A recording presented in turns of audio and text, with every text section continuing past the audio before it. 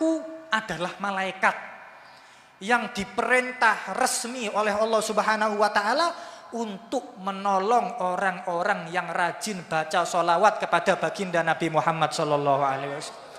Shallu ala Nabi Muhammad. Dahsyat. Orang yang baca sama sholawat barokah pol-polan.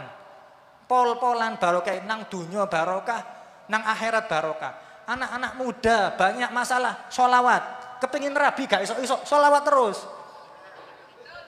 Oh, betul. Semua urusan sholawat beres. Salah satu ulama di daerah Yordania, namanya Syekh Aun Al-Qadumi, masih hidup. Saya sering melihat pengajian-pengajiannya. Kalau ceramah enak.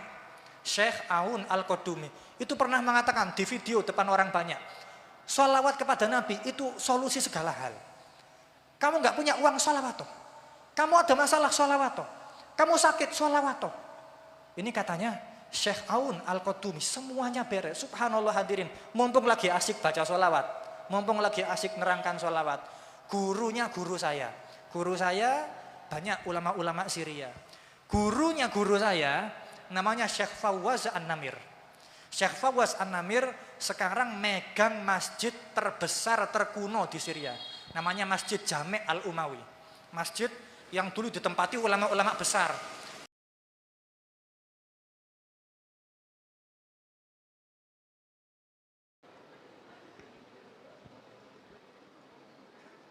Assalamualaikum warahmatullahi wabarakatuh.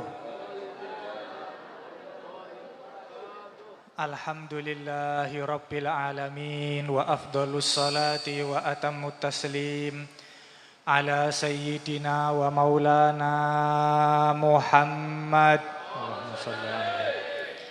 fakhril anbiya'i wal mursalin wa ala alihi wa sahbihi ajma'in. Subhanaka la ilma lana illa ma 'allamtana innaka antal alimul hakim.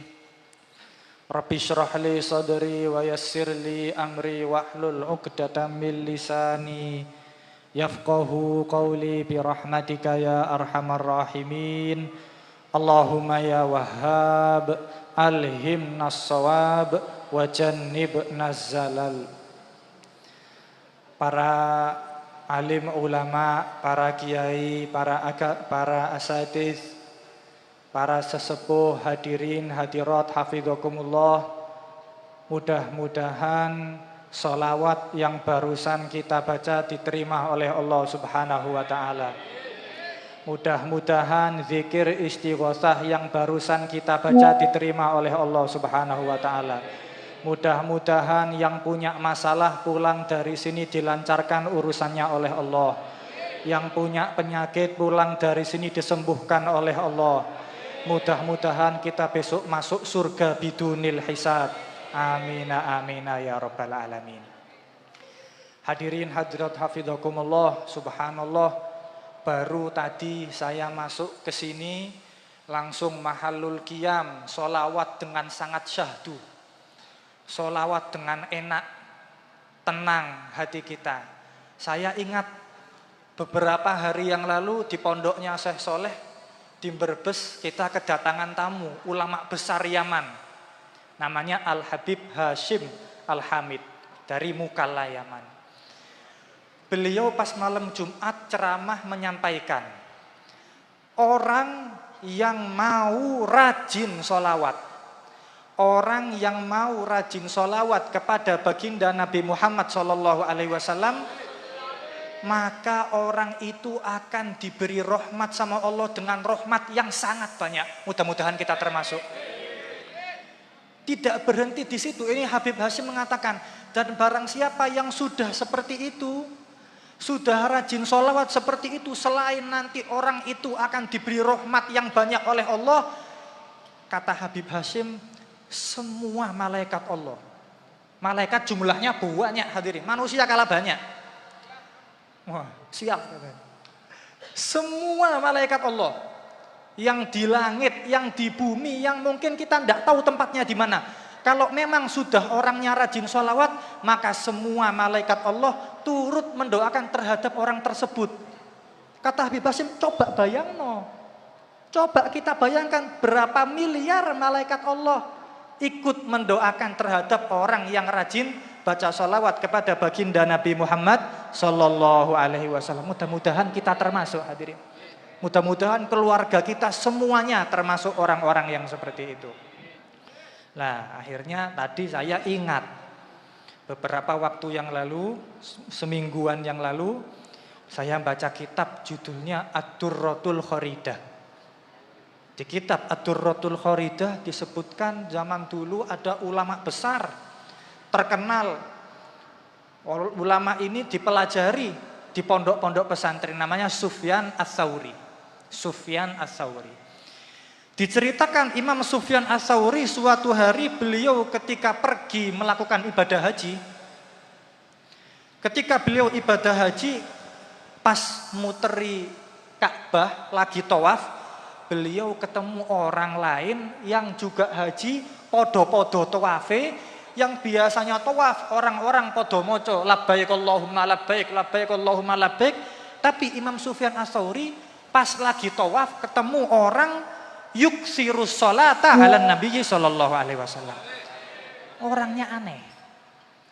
Sing biasa nih kalau lagi tawaf iki mocone labbaik Allahumma labbaik, tiba-tiba Sufyan Ats-Tsauri ketemu orangnya moco sholawat terus.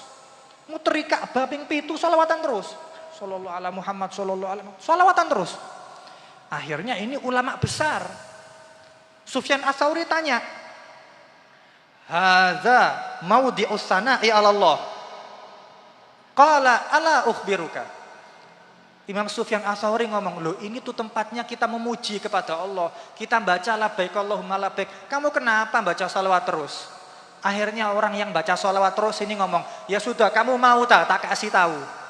Kamu mau tak kasih tahu kenapa rahasianya kok aku tawaf bacanya salawat terus? Sufyan Ats-Tsauri mengatakan, ya sudah. Kasih tahu saya, apa rahasianya kok kamu sholawatan terus? Mau bengi Ka'bah ping 7 sholawatan terus? Jawabannya orang yang aneh ini yang sholawatan terus ini, inni kuntu fi baladi wali akhun hadarahul maut. Aku itu di rumahku sebelum berangkat haji, aku punya kakak, saudara kandung, kakakku. Kakakku ini namanya orang pasti ada matinya. Subhanallah, sebelum aku berangkat haji kakakku mati. Mudah-mudahan kita panjang umur. Mudah-mudahan semua keluarga kita panjang umur. Pas kakakku baru mati, fanazortu, kemudian aku melihat, faidha wajhuhu qadis wadda Allah. Ketika kakakku baru mati, ditutupi kain mukanya, barang tak buka kainnya, aku ndelok wajah kakakku, ternyata wajahnya kakakku sudah hitam buram menyeramkan. Adiknya sedih. Wa takhayyaltu annal baita qad azlam. Wajahnya hitam buram sampai suasana rumah enggak enak semua. Suasana rumah kayak petang semua, hati enggak enak semua, sedih, kacau semua, galau. Fa ahzanani, aku sangat sedih gara-gara melihat wajahnya kakakku sendiri. Tak buka, ternyata wajahnya sangat hitam. Fabainama ana kadzalik, ketika aku sedang sedih-sedihnya melihat kakakku yang baru meninggal wajahnya sangat hitam. Ketika sedih-sedihnya seperti itu, izdakhala alayya rajulun wajaa ila akhi wa wajhur rajul ka'annahu sirajul munir. Lagi sedih-sedihnya tiba-tiba di pintu rumahku, tiba-tiba ada manusia laki-laki masuk rumah. Orang asing yang masuk rumahku itu ketika aku lihat wajahnya, ka'annahu sirajul munir, wajahnya sangat cerah seperti halnya kayak ada lampu yang menerangi rumahku. Allah. Wajahnya kalau bahasanya anak sekarang glowing. Tapi sing glowing sekabehane, duduk glowing wajahe gulune wireng. Zaman sekarang aneh-aneh, anak-anak muda senengannya skincare. Lah ini orangnya lagi sangat sedih. Kakaknya wajahnya hitam buram. Tiba-tiba lagi sedih, ada orang laki-laki masuk, wajahnya putih, bercahaya, mengeluarkan cahaya wajahnya. Subhanallah, laki-laki yang wajahnya bercahaya tadi ini Tiba-tiba langsung datang ke depan jenazahnya kakakku. Ketika sudah di depan jenazahnya kakakku, fakasyafa an wajhi akhi. Kemudian orang yang wajahnya terang ini membuka kain yang menutup kakakku, wa masaha biyadihi. Dia mengusap wajahnya kakakku. Kan tadi wajahnya warnanya hitam nggih. Warnanya hitam, buram, menyedihkan.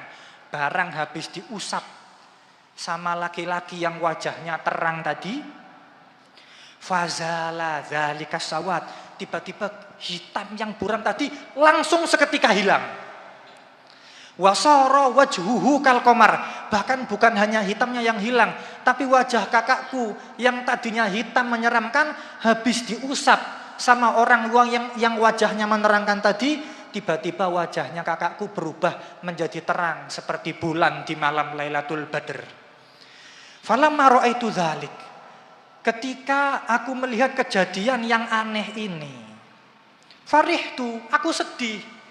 Wa qultu lahu, aku tanya sama orang asing ini, kamu itu siapa?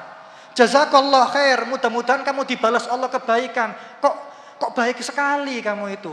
Tiba-tiba datang wajahnya kakakku yang hitam diusap jadi mencorong seperti itu, terus mau pulang lagi. Kamu siapa? Kok baik sekali. Ini hadirin, dengarkan jawabannya. Jawaban orang sing glowing tadi itu tadi. Faqala, orang itu mengatakan, ana malakun muwakkalun biman yusolli ala nabiyyi sallallahu alaihi wasallam. Luar biasa. Jawabannya orang yang wajahnya bersinar, yang menghilangkan hitamnya wajahnya kakaknya itu tadi. Orang itu mengatakan, aku adalah malaikat yang diperintah resmi oleh Allah Subhanahu wa ta'ala untuk menolong orang-orang yang rajin baca sholawat kepada baginda Nabi Muhammad sallallahu alaihi wasallam. Shallu ala Nabi Muhammad. Dahsyat. Orang yang baca sama sholawat barokah pol-polan. Pol-polan barokah, nang dunya barokah, nang akhirat barokah. Anak-anak muda banyak masalah sholawat. Kepingin rabi gak iso-iso sholawat terus. Oh, betul. Semua urusan sholawat beres. Salah satu ulama di daerah Yordania, namanya Syekh Aun Al-Qadumi, masih hidup. Saya sering melihat pengajian-pengajiannya. Kalau ceramah enak. Syekh Aun Al-Qadumi itu pernah mengatakan di video depan orang banyak, sholawat kepada Nabi itu solusi segala hal. Kamu nggak punya uang, sholawat toh. Kamu ada masalah, sholawat toh. Kamu sakit, sholawat toh. Ini katanya Syekh Aun Al-Qadumi, semuanya beres. Subhanallah hadirin, mumpung lagi asik baca sholawat, mumpung lagi asik nerangkan sholawat, gurunya guru saya. Guru saya banyak ulama-ulama Syria. Gurunya guru saya namanya Syekh Fawaz An-Namir. Syekh Fawaz An-Namir sekarang megang masjid terbesar terkuno di Syria. Namanya Masjid Jami' Al-Umawi. Masjid yang dulu ditempati ulama-ulama besar. Imam Ghazali dan sebagainya itu dulu di masjid itu. Sekarang hari-hari ini yang megang masjid itu gurunya guru kula, yaitu Syekh Fawaz An-Namir. Luar biasa. Kula denger pas ngaji sama beliau. Syekh Fawaz pernah menceritakan sekitar 30 tahunan yang lalu ada orang dari Yordania. Yordania niku para hadirin kalau jenengan lihat di peta, atau sebagian mungkin sudah ada yang umroh atau haji, Yordania sama Makkah itu bisa orang kalau mau haji atau umroh lewat darat niku saged. Kalau Indonesia ndak bisa. Harus lewat pesawat atau lewat kapal. Tapi Yordania, Yaman, Oman itu darat niku saged. Di daerah negara Yordania ada rombongan mau berangkat umroh numpak bis. Ini kalau di Indonesia paling bisa ono tulisannya patas. AC tarif biasa. Teng Yordania ada rombongan umroh berangkat dari negara tersebut pergi umroh ke daerah Makkah, habis Makkah ke Madinah ziarah ke makamnya baginda Nabi Muhammad sallallahu alaihi wasallam.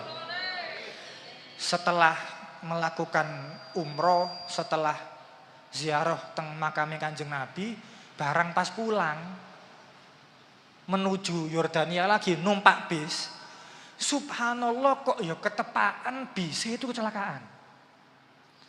Pas bis itu kecelakaan, salah satu penumpang, berarti sing habis umroh, berarti sing habis ziarah nang makame Kanjeng Nabi, korban kecelakaan, boten mati. Tapi pas habis kecelakaan barang diambil, lelaki ini ternyata kakinya luka parah luar biasa. Bahkan ada sing ngomong kayak rodok-rodok penyet kaki ini. Parah. Dereng sedo, belum meninggal. Akhirnya orang ini dibawa sama warga sekitar, dimasukkan ke rumah sakit. Setelah masuk ke rumah sakit, dokter-dokter semua rumah sakit mengatakan dan sepakat bahwa orang ini harus kakinya diamputasi, dipotong. Setelah orang ini sadar, dokter datang ke orang itu. Dokter ini mengatakan, "Pak, jenengan kakinya mohon maaf nggih, harus diamputasi, harus dipotong." Perhatikan hadirin jawaban orang. Ini orang punya apa? Demene, rindune, cantolan, gantolane ati ku nang Kanjeng Nabi gede nemen. Ketika dia mendengar kakinya mau diputus, tiba-tiba orang ini mengatakan, "Nang dokter iku, Mang." Kata orang ini, "Lho, Dok, sikilku apa diputus, Dok?" "Nggih, Pak." Katanya orang ini, "Oh, gak mungkin, Dok. Aku berangkat dari Yordania menuju ke Madinah. Aku mari sowan nang Kanjeng Nabi Muhammad sallallahu alaihi wasallam. Aku ziarah nang makam Kanjeng Nabi, kakiku masih 2. Mosok aku mulai teko sowan Kanjeng Nabi, kakiku tinggal 1. Rasulullah lo gak seneng ngono iku." Mantep itu luar biasa. "Aku lo berangkat nang Kanjeng Nabi kakinya 2, masa pulang-pulang kakinya 1. Rasulullah tidak akan diam." Dokternya mengatakan, "Oh, enggak bisa, Pak. Kalau enggak dipotong bisa jadi mati." Orang ini, "Rasulullah tidak akan diam." "Ya sudah, aku ibadah, engkau aku riya, ibadahku ditolak. Bagaimana sholawat walaupun riya tetap diterima sama Nabi.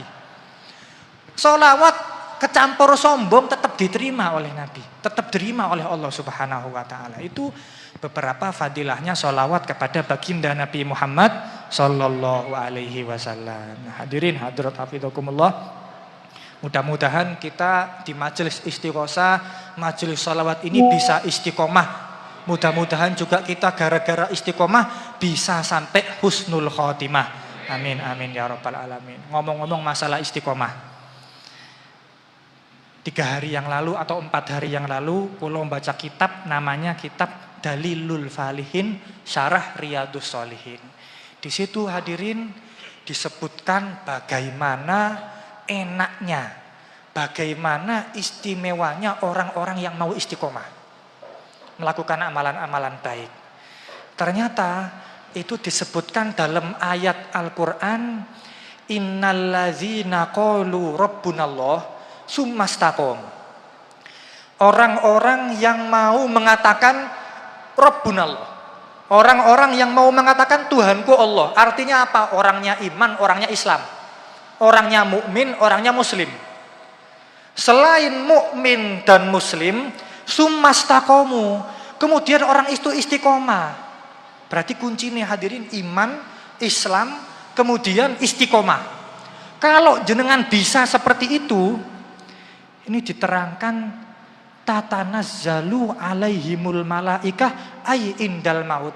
Ketika hamba tersebut mukmin, muslim dan istiqomah, ketika waktunya dia mati, diterangkan di sini, maka pasukan-pasukan Allah dari para malaikat pada turun untuk menyambut orang yang mau istiqomah.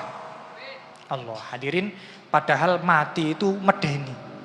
Mati itu menakutkan. Mati itu sakit. Di daerah Cordoba itu zaman sekarang tulisannya Cordova. Itu di daerah Spanyol. Dulu temeriku daerahnya orang-orang muslim, banyak ulamanya, banyak penyairnya. Di daerah tersebut ada salah satu ulama terkenal dengan julukan Al-Imam Al-Qurtubi. Punya tafsirnya sangat bagus, 10 jilid. Lah, Al-Imam Al-Qurtubi ada juga beliau, "Jangan sedih, ay ala ma khallaftum, jangan sedih, kamu mati, kamu sedih. Nanti istriku bagaimana? Nanti anak-anakku bagaimana? Nanti hartaku diwariskan bagaimana? Jangan sedih, didem-dem sama para malaikat. Ini matinya orang yang istiqomah. Wa absyiru bil jannatil lati kuntum tu'adun. Nahnu awliya'ukum fil hayatid dunya wa fil akhirah.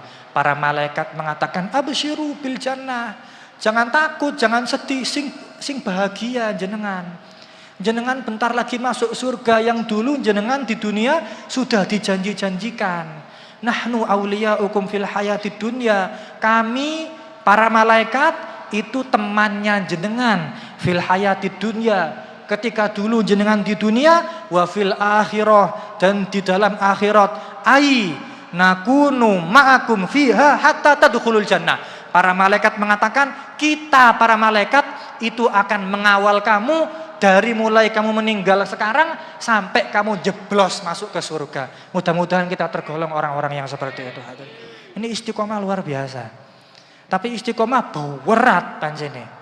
Cobaan nih, godaannya ada aja istiqomah. Berat. Syekh Ahmad Tijani itu pernah mengatakan, atau ini disebutkan dalam kitab Kashful Hijab seingat saya. Orang yang mau istiqomah zaman sekarang itu seperti manjat menggunakan tangga tapi menuju ke langit. Gak tutuk-tutuk, gak nyampe-nyampe. Artinya sulit istiqomah zaman sekarang. Tapi hadiahnya sangat besar. Apakah ada orang yang istiqomah zaman sekarang? Oh, masih banyak. Masih ada teman-temannya. Hadirin hadirat hafidhakumullah. Itu tadi sedikit masalah istiqomah. Alhamdulillah kula jenengan semua ini baru beberapa hari kita baru saja masuk tahun baru Islam. Ya, kita masih dalam bulan Muharram, masih bulan baru. Kalau kita bahas sesuatu yang baru, biasanya kita seneng. Kita beli sepeda motor baru seneng. Kita beli mobil baru seneng. Kita jadi pengantin baru seneng, kulo dereng ngrasakno. Sami mawon. Kalau kita membahas sesuatu yang baru, biasanya kita seger, biasanya kita senang. Suatu hari tiba-tiba baginda Nabi Muhammad SAW bilang depan para sahabat. Kata Rasulullah, jaddidu imanakum. Kata Rasulullah, ayo para sahabat, kamu semua perbaruilah iman-iman kalian semua. Kalau kita beli sepeda motor baru ke dealer, lah kalau kita memperbarui iman bagaimana? Tidak ada dealernya ini. Para sahabat tanya, ya Rasulullah, wa kaifa nujaddidu imanana? Ya Rasulullah, bagaimana kita untuk memperbarui iman kita? Jawaban baginda Nabi Muhammad SAW, kata beliau, aksiru min qauli la ilaha illallah. Perbanyaklah membaca la ilaha illallah. Itu memperbarui iman, hadirin. Bukan hanya memperbarui iman. La ilaha illallah itu kalau mau kita bongkar, kalau mau kita perinci, fadilahnya la ilaha illallah niku kuwatah. Keistimewaan la ilaha illallah banyak sekali. Salah satunya tadi saya sudah cerita, ada salah satu gurunya guru saya namanya Syekh Fawaz An-Namir. Beliau, saya pernah dengar pengajian beliau menjelaskan keutamaan la ilaha illallah. La ilaha illallah itu menarik. Kalau jenengan lihat la ilaha illallah bahasa Arab, hurufnya itu tidak ada titiknya. Huruf ba niku wonten titike nang disor, ba ono titike.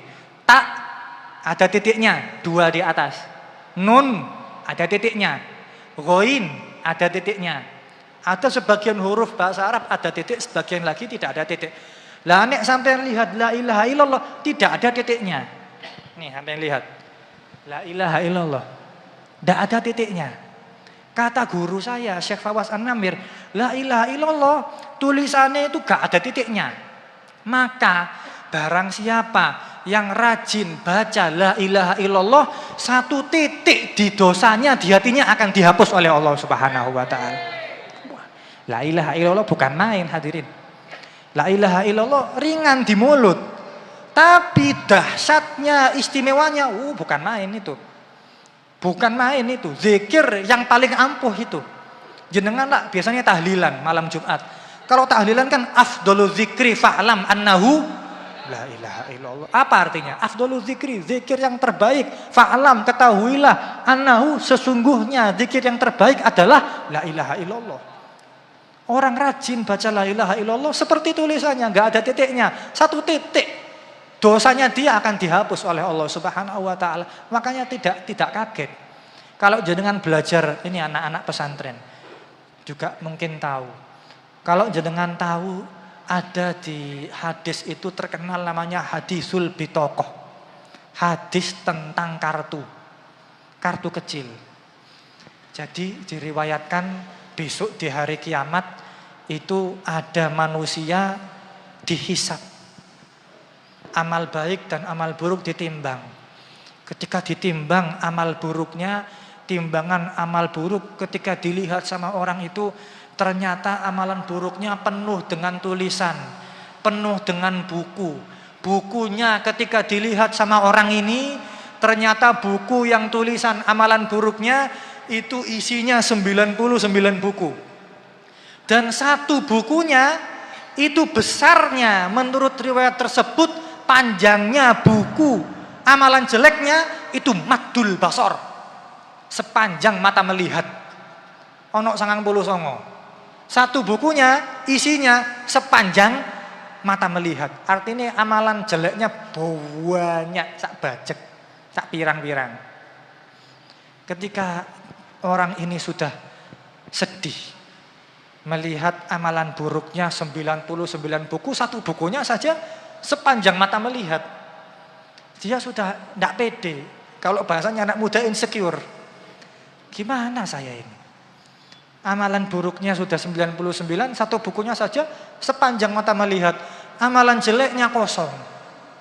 Tapi ketika detik-detik yang menegangkan seperti ini, tiba-tiba di amalan yang baik ini yang tadinya kosong, tiba-tiba ada isinya satu kartu kecil. Dan satu kartu kecil ini bermanfaat sekali hadirin. Memang terkadang zaman sekarang ini kartu kecil bermanfaat. Contohnya ATM.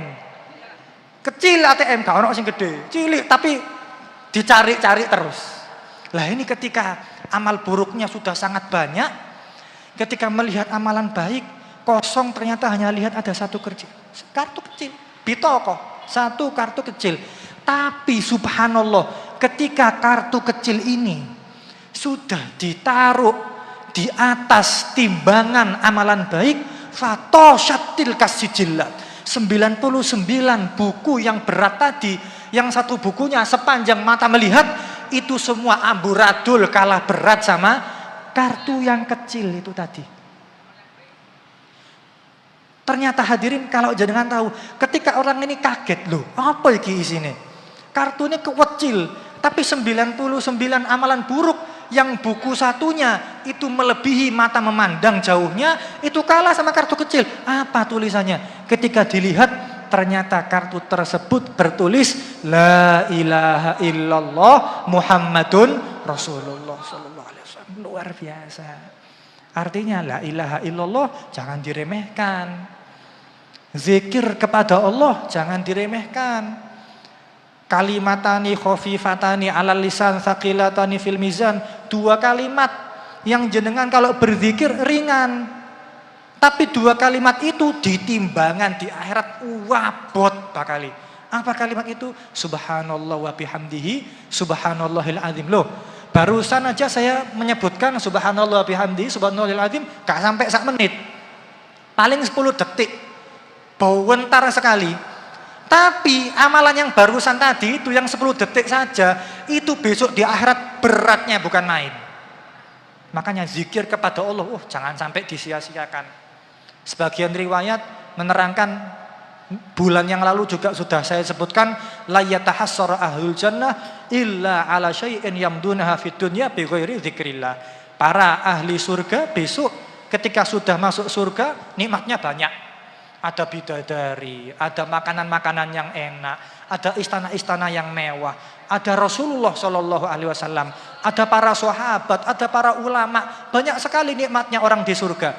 Orang di surga sudah kesenangan, tidak akan menyesal orang masuk surga. Ternyata ada riwayat yang menyebutkan orang kalau sudah masuk surga tidak akan menyesal. Tapi ada penyesalan sedikit. Apa itu? Mereka akan menyesal. Oh iya, kenapa ya dulu aku pas di dunia masih hidup, hari itu, jam itu, menit itu, detik itu tidak aku isi dengan berzikir kepada Allah Subhanahu wa taala.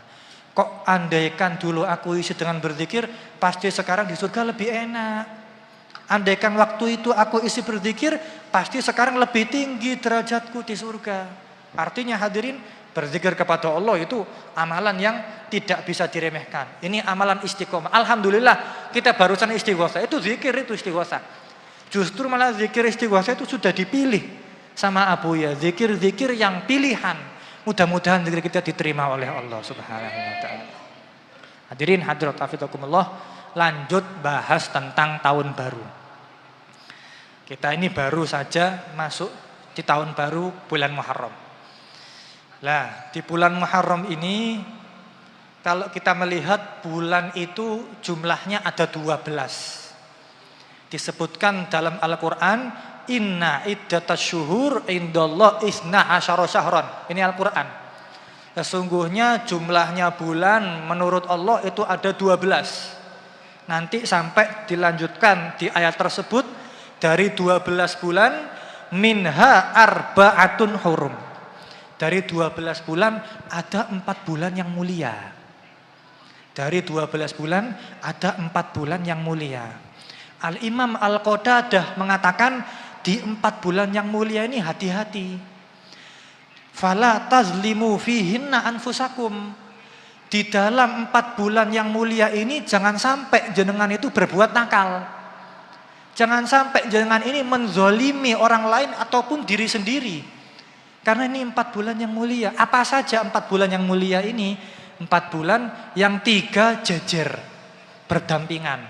Dzulqa'dah, Dzulhijjah, dan sekarang bulan Muharram. Sing satu enggak jejer, mecah, yaitu bulan Rajab.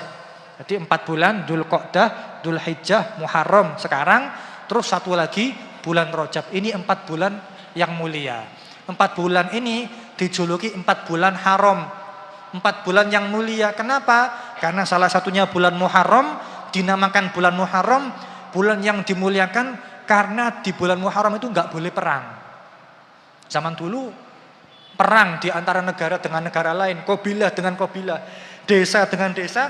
Tapi kalau bulan Muharram mandek, tidak boleh perang. Karena apa? Ini bulan mulia. Sampai di sebagian riwayat mengatakan bulan Muharram dinamakan bulan Al-Asam, bulan sing budek. Kalau di Jawa ada namanya setan budek. Di kereta, rel kereta api ono jenenge setan budek. Jadi orang lah nek ditabrak kereta api jarene mari kelebon setan budek. Lah ini mirip seperti itu. Bulan Muharram ada yang menjuluki sebagai bulan budek. Kenapa bulan budek? Karena di bulan itu orang-orang Arab budek tidak mendengar suara pedang yang saling bersentuhan. Artinya apa? Tidak ada perang.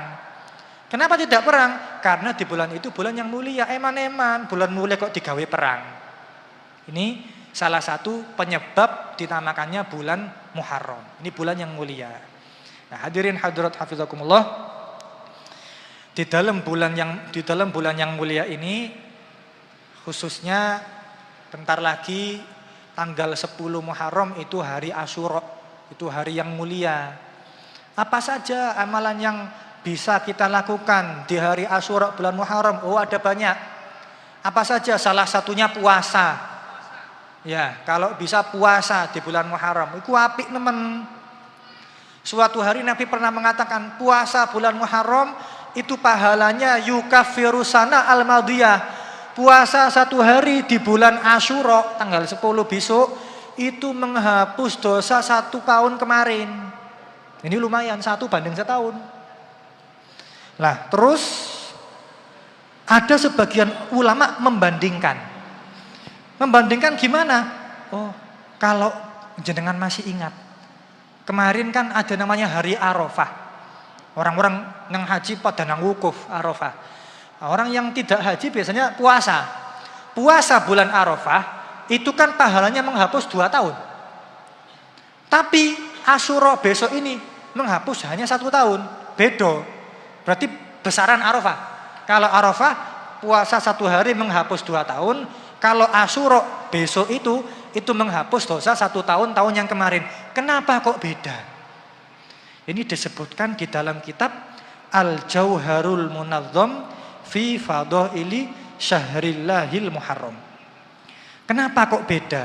Kenapa kok orang itu kalau puasa di bulan Arafah penghapusnya 2 tahun dosanya, kalau di bulan Muharram yang Asyura hanya 1 tahun? Ternyata perbedaannya karena di bulan Arafah itu di hari Arafah itu dijulukinya Yaumun Muhammadi. Dijulukinya hari Nabi Muhammad. Kalau Asyura besok itu dijuluki Yaumun Musawi. Harinya Nabi Musa. Kalau Arafah puasa 1 hari menghapus dosa 2 tahun. Kalau Asyura puasa 1 hari menghapus 1 tahun. Kenapa? Karena Arafah harinya hari Nabi Muhammad. Lebih mulia. Makanya bisa menghapus 2 tahun. Kalau hari Asyura harinya Nabi Musa. Dan Nabi Musa kalah mulia sama Nabi Muhammad. Makanya hanya menghapus dosa 1 tahun saja. Itu ada di dalam kitab Al-Jauharul Munazzam. Kenapa kok diarani harinya Nabi Musa? Ada beberapa pendapat.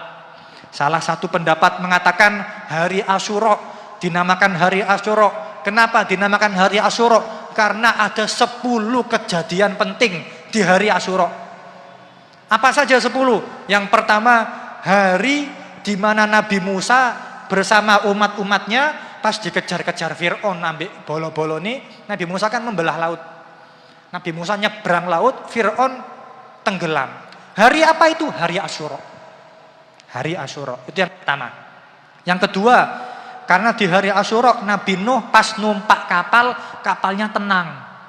Kapan mulai kapalnya Nabi Nuh tenang? Di hari Asyura. Ketiga, di hari Asyura Nabi Yunus kan pernah ditelan sama ikan yang sangat besar. Kapan Nabi Nuh diselamatkan sama Allah keluar dari ikan tersebut? Hari Asyura. Keempat, di hari Asyura Nabi Adam tobatnya diterima sama Allah. Apa maksudnya Nabi Adam tobatnya diterima sama Allah? Jadi hadirin, Nabi Adam dulu ketika habis turun dari surga jaluk sepuro sama Allah, beberapa waktu belum diterima tobatnya. Sebagian riwayat di dalam kitab Iskar Qulubil Asyikin disebutkan Nabi Adam tidak diterima-terima tobatnya sama Allah sampai Nabi Adam delok arasnya Allah. Barang Nabi Adam delok arasnya Allah, ternyata di tiang-tiang arasnya Allah di situ ada tulisan tertulis La ilaha illallah Muhammadun Rasulullah. Nabi Adam mikir, aku iki manusia pertama. Aku ndelok nang cagak-cagake aras iki ana tulisan La ilaha illallah Muhammadur Rasulullah. Lah nek la ilaha illallah aku wis ngerti Allah Tuhanku kok. Tuhane malaikat, tuhane iblis kabeh iki. Lah Muhammadun Rasulullah sapa iki Muhammad? Nabi Adam mikir, sapa Muhammad iki? Akhirnya Nabi Adam, ya Allah, kula nedhi sepura, kula minta maaf barokahnya makhluk jenengan yang namanya Muhammad ini. Akhirnya Allah menjawab, loh Adam, kau niku kok tahu namanya Muhammad? Tahu dari mana kamu? Kata Nabi Adam, iya ya Allah, saya itu pas lihat di aras, di tiang-tiang aras itu ada tulisan La ilaha illallah Muhammadun Rasulullah. Dan saya yakin, kok bisa ada nama Allah, nama Tuhan, terus di sampingnya ada nama Muhammad. Oh, tidak mungkin namanya Tuhan bisa bersanding dengan namanya makhluk, kecuali makhluk ini pasti makhluk yang sangat mulia. Makanya saya sekarang bertawasul minta maaf sama Allah barokahnya orang yang namanya Muhammad ini. Kata Allah Subhanahu wa taala, tak sepuro kamu Nabi Adam barokahnya orang yang namanya Muhammad sallallahu alaihi wasallam. Nah, kapan Nabi Adam disepuro sama Allah? Hari Asyura. Hari Asyura. Yang kelima dinamakan hari Asyura karena di hari tersebut Nabi Yusuf itu dikeluarkan dari sumur. Maksudnya gimana? Nabi Yusuf punya saudara 10 kurang lebih. Lah Nabi Yusuf itu sama kakak-kakaknya dibenci, dihasutin. Karena Nabi Yusuf ganteng, anak kesayangan Nabi Yakub, bapaknya jenenge Nabi Yakub. Nabi Yusuf sama saudara-saudaranya, kakak-kakaknya diajak pergi mengembala. Ketika pergi nyampe luar agak jauh, ada sumur, diuncalno nang jeroe sumur. Lah Nabi Yusuf diangkat dari sumur, dikeluarkan dari sumur, itu hari apa? Hari Asyura. Yang keenam, di hari Asyura ada kejadian lagi, yaitu kelahiran Nabi Isa alaihissalam. Yang ketujuh, Nabi Dawud tobatnya diterima sama Allah, hari Asyura. Yang kedelapan, Nabi Ibrahim dilahirkan, hari Asyura. Yang kesembilan, Nabi Yakub sedih, anaknya Nabi Yusuf, anak kesayangannya hilang lama. Akhirnya Nabi Yakub saking sedihnya matanya hampir kayak buta, penglihatannya hilang. Kapan Nabi Yakub penglihatannya bisa kembali lagi? Hari Asyura. Dan yang ke-10, Nabi Muhammad SAW seluruh dosa-dosanya diampuni, ma taqaddam wa ma ta'akhir, itu juga di hari Asyura. Jadi hadirin, hari Asyura hari yang besar, hari Asyura hari yang mulia. Kalau bisa diusahakan puasa. Kalau bisa Tasu'a, hari ke-9 Muharram puasa. Asyura puasa lagi kalau bisa. Nah, selain dari puasa, terakhir amalan baik yang bisa jenengan lakukan adalah berbuat baik, memberikan harta terhadap keluarga dan anak-anak yatim, orang-orang fakir, orang-orang miskin di hari Asyura. Itu penting. Sebagian riwayat mengatakan barang siapa yang memberi keluasan, sama anaknya diberi uang, diberi mainan, diberi kesenangan, sama istrinya diberi uang, diberi kesenangan, sama orang fakir, sama orang yatim diberi kesenangan, diberi uang di hari Asyura, maka ini diriwayatkan orang tersebut ausa Allahu alaihi sa'ira sanatihi, maka rezekinya akan dijembarkan sama Allah di seluruh sampai 1 tahun lengkap. Ini orang yang mau jembarno rezeki di hari Asyura. Terakhir hadirin, subhanallah, disebutkan di dalam kitab I'anatul Thalibin. Zaman dulu ada orang miskin, muslim miskin. Pas hari Asyura, orang muslim ini puasa. Istrinya puasa, anak-anaknya puasa semua, miskin. Nanti maghrib mau buka, bukanya apa? Ndak punya duit. Mau masak, masaknya apa? Ndak ada yang dimasak. Akhirnya laki-laki ini pergi ke pasar. Sampai di pasar, laki-laki ini melihat ada orang muslim jualan. Jualan, pas dilemparno jualan ini, ditoto tiba-tiba sing dijual emas sama perak. Oh berarti muslim sugih. Jualannya emas sama perak. Orang muslim yang fakir miskin puasa sekeluarga tadi datang ke si pedagang emas dan perak. Orang yang ngomong, "Pak, kula mboten minta uang, kula ngutang." "Oh nggih, ngutang berapa?" "Saya ngutang hanya 1 koin perak saja. 1 koin perak saja. Saya ini lagi puasa di hari Asyura, istri saya puasa, anak-anak saya puasa. Saya mau buka apa ndak punya uang. Kula mboten ngemis, kula cuman ngutang 1 koin perak." Orang muslim sing bos emas perak ini tadi gak gelem noleh belas. Gak dikasih, gak diutang. Apa kan? Gak mau dilihat sama sekali. Ketika melihat seperti ini, tetangganya pedagang muslim, ada pedagang lain. Tapi bukan muslim, orang Yahudi. Orang Yahudi ini melihat, mas ini datang. Datang orang muslim yang miskin tadi. "Ada apa mas?" "Saya ini orang muslim, miskin, istri saya miskin, anak-anak saya miskin. Kita ini puasa semua, mau buka nggak punya uang. Terus tadi saya ngutang sama orang itu nggak dikasih." Orang Yahudi ini mengatakan, "Oh ya sudah, kenapa sih kok puasa hari ini?" Orang muslim ini mengatakan, "Oh ini hari Asyura, ini hari mulia. Tadi itu kalau orang muslim mau ngasih saya uang, mau ngutangi saya uang, mau saya doakan di hari Asyura, ini hari mulia. Orang Yahudi mengeluarkan 10 koin emas, 10 koin perak. Dikeluarkan di kasino. Ini saya kasih, nggak usah diutang, saya kasih. Ini ke orang Yahudi hadirin. Nah, subhanallah, ini kejadian di siang hari, barang pas malam hari, pedagang muslim tadi yang tidak mau ngutangi tidur. Ketika tidur, pedagang muslim ini mimpi. Di dalam mimpinya kiamat sudah terjadi. Orang-orang pada ngelak, haus, kelaparan. Termasuk pedagang muslim ini, aku haus. Ketika dia kehausan, dia melihat di hari kiamat ada istana yang sangat-sangat megah, sangat-sangat indah. Orang muslim ini tadi yang pedagang medit, yang bakhil tadi ini mengatakan, istana ini punya siapa? Aku kepingin minta air, minta minum sama orang yang punya istana ini. Ada malaikat datang menjawab, loh kamu itu salah. Kenapa sih malaikat? Sebenarnya istana yang megah ini awalnya mau buat kamu. Sekarang sudah enggak. Lah kenapa kok enggak jadi? Karena kamu di hari Asyura menolak, tidak mau membantu orang yang sedang butuh. Kalau tadi itu orang butuh kamu tolong, dapat ini kamu. Kata para malaikat. Bangun tidur, nyesel orang muslim ini. Pedagang emas perak ini. Akhirnya dia langsung pergi ke rumahnya orang Yahudi. Yang telah memberi 10 koin perak tadi. Ketika nyampe di rumahnya orang Yahudi, orang muslim, pedagang muslim ini ngetok pintu.